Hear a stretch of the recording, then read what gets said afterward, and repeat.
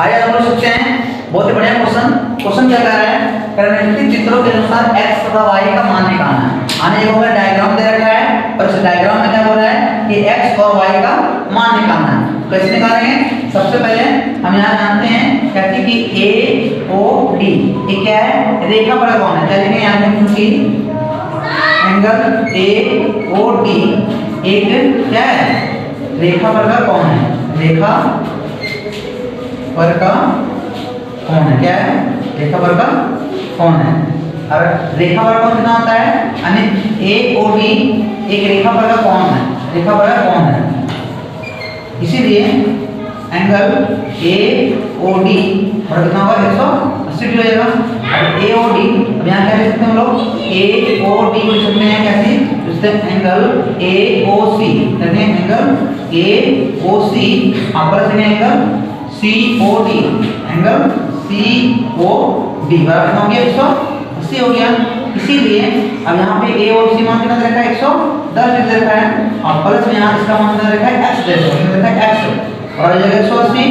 इसीलिए x बराबर कितना जाएगा, तो 180 माइनस 110 बराबर में आ गया 70 डिग्री।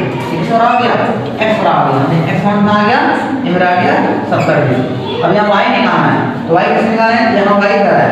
अब यहाँ y निकाल आराम से हम लोग यहाँ डालेंगे, जो क्या है, क्योंकि क्या है AOC एक रेखा पर कौन है, लिखेंगे AOC, ये जो AOD ये क्या है, एक रेखा पर कौन है, ठीक है, रेखा